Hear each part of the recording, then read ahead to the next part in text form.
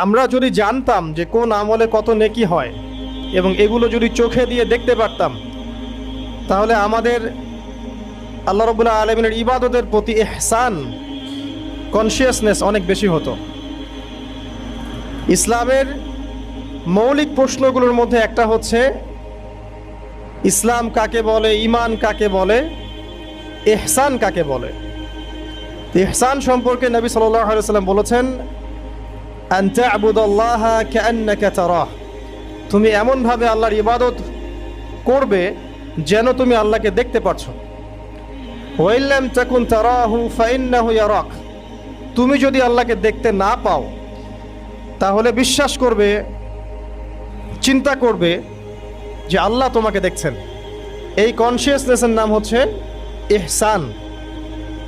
হাদিসে জিবরিল, এটা হাদিস নাম্বার 2 মিশকাত আর সহিহ মুসলিমের হাদিস নাম্বার 9। তো প্রত্যেকটা আমল যদি আমরা এই কনসিয়াসনেসের সাথে করতে পারি যে আল্লাহ আমার আমল দেখছেন, আমার কথা, আমার কাজ, আমার ইবাদত, আমার চলাফেরা, আমার মুআমালাত, তাহলে মানুষকে সংশোধন করার জন্যে পুলিশ প্রশাসনের প্রয়োজন হয় না। মানুষ যদি এতটুকু চিন্তা করতে পারে যে আমার প্রতিটা কাজ আল্লাহ দেখছেন, আমার ওঠা বসা, আমার চলাফেরা, আমার রাতের অন্ধকারের গোপন পাপ, আমি মানুষের কতটুকু হক নষ্ট করেছি, কোথায় নেশা করেছি, কোথায় নাউজুবিল্লাহ জিনা করেছি, কোথায় কোথায় নামাজ পড়ি নাই, কোন কোন নামাজ বাদ দিয়ে দিয়েছি, কত কত বছর রোজা রাখিনি, কোথায় সিনেমা দেখেছি, পর্নোগ্রাফি দেখেছি, কি করেছি না করেছি, যদি এতটুকু বিশ্বাস থাকে যে আল্লাহ আমাকে দেখেছেন, তাহলে ইনশাআল্লাহ সেই ব্যক্তি আল্লাহর দিকে ফিরে আসবে, তওবা করবে। আর যারা এই কনসিয়াসনেস নিয়ে চলতে পারে তাদের দ্বারা পাপ সম্ভব না তা বলবো না, পাপের হার, অনুপাতটা অনেক কম হবে ইনশাআল্লাহ। আমাদের মধ্যে এই কনসিয়াসনেসের অভাব, এখন সবচেয়ে বেশি অভাব এই উম্মার যে কয়েকটা বিষয়ে, তার মধ্যে একটা হচ্ছে ইহসান বা আল্লাহ কনসিয়াসনেস, যে আল্লাহ পাক আমাকে দেখছেন। এই চিন্তাটারই অভাব। কি আলেম আর কি জালেম আর কি সাধারণ মানুষ, সবার একই অবস্থা, কনসিয়াসনেসের অভাব। আর এই কনসিয়াসনেসকে আরেকটা নাম দেওয়া হয়েছে কোরআনে, সেটা হচ্ছে তাকওয়া। আর নবী সাল্লাল্লাহু আলাইহি ওয়াসাল্লাম বলেছেন, তাকওয়া হাহুনা, তাকওয়া কলিজার মধ্যে থাকে। মানুষের দাড়ি, টুপি, এই যে বাবরি চুল, লেবাস, পাগড়ির মধ্যে তাকওয়া থাকে না। আপনার কাছে মনে হতে পারে এই ব্যক্তির তাকওয়া অনেক ভালো, দাড়িটা অনেক লম্বা, পাগড়ি অনেক সুন্দর, জুব্বা অনেক সাদা, কিন্তু আল্লাহ রাব্বুল আলামিনের কাছে ওই ব্যক্তি কতটুকু মুত্তাকি সেটা শুধু আল্লাহ জানেন। ইন্না আকরামাকুম ইনদাল্লাহি আতকাকুম, তোমাদের মধ্যে সবচেয়ে মুত্তাকি কে সেটা শুধু আল্লাহ পাক জানেন। আর আল্লাহ পাকের কাছে সম্মানের মানদণ্ড হচ্ছে এই তাকওয়া। ইন্না আকরামাকুম ইনদাল্লাহি আতকাকুম, প্রত্যেকটা কাজ এই কনসিয়াসনেস নিয়ে করা যে আল্লাহ আমাকে দেখছেন, ব্যাস।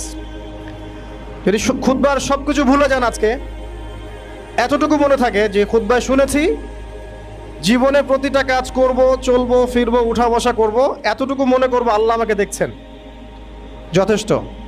খুতবা লম্বা করার প্রয়োজন নাই।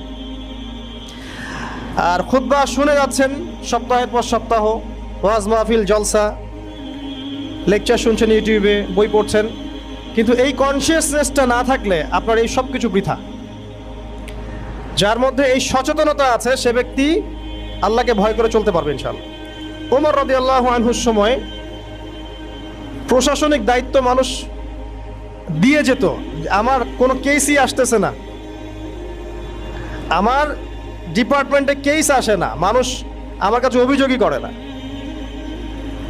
আর এখনকার যে অবস্থা, কেস নিয়ে শেষ করতে পারেন।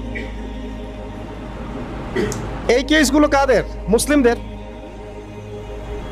খেয়াল করে দেখবেন, সুদ খায় কারা? মুসলিমরা। অন্য কোনো ধর্মাবলম্বী যারা, তাদের কিতাবের মধ্যে কি এত স্পষ্ট করে সুদের সংক্রান্ত কথা আছে? হাদিস আছে? আমাদের আছে, আমাদের কোরআন আছে, হাদিস আছে। তারপরেও দেখবেন বেশিরভাগ মুসলিমই সুদ খায়। দেখবেন অন্য রিলিজিয়াস স্ক্রিপচার্সগুলোর মধ্যে মদ নিয়ে এত বেশি কথা নাই যতটা আমাদের মধ্যে আছে। তারপর দেখবেন যুবকরা বেশিরভাগই নেশা করে। মুসলিম। জিনা, আমাদের তো বলা হয়েছে জিনার ধার কাছেও যেও না। দেখবেন ম্যাক্সিমাম যুব সমাজ জেনায় লিপ্ত হয়ে গেছে। পর্নোগ্রাফি, মাদক, ঘুষ খাচ্ছে দেখবেন মুসলিম, সুদ খাচ্ছে মুসলিম, জিনা করছে মুসলিম, ব্যভিচার করছে মুসলিম, বনের সম্পত্তির হক নষ্ট করতেছে মুসলিম, চিল্লাতে হয় মানুষ। সব পাপগুলো দেখবেন মুসলিমরা করছে, দুর্নীতি করছে মুসলিম, অন্যের ধর্মের মানুষকে কষ্ট দিচ্ছে মুসলিমরা। আমাদের ধর্ম শিখাইছে যে অন্য ধর্মের মানুষকে কষ্ট দিতে হবে, বরং আল্লাহ পাক বলেছেন ওরা আল্লাহ ছাড়া যাদের ইবাদত করে তোমরা ওদেরকে গালি দিও না। তাহলে কি হবে? ওরা ভুলবশত আল্লাহকে গালি দিয়ে ফেলবে। মানে আল্লাহকে গালি দেওয়ার এই পাপটা কার উপর বর্তাবে? এই মুসলিমের উপরে। মুসলিমদের একটা সমস্যা আছে আমাদের, আমরা মনে করি সব হিসেব নিকেশ দুনিয়াতেই মিটাতে হবে। এটা ঠিক না। সব হিসেব নিকাশ মিটানোর জায়গা দুনিয়া না, এটা শুধু কর্মক্ষেত্র, ফলাফল ক্ষেত্র না। আল্লাহ পাক কিয়ামতের দিন বলে একটা দিন তো রেখেছেন, কে কতটুকু ভালো করলো, কতটুকু মন্দ করলো, কে অন্যায় করেছে, কে ঠিক করেছে, এটা হিসাব আল্লাহ করবেন। সব হিসাব এখানে হবে না।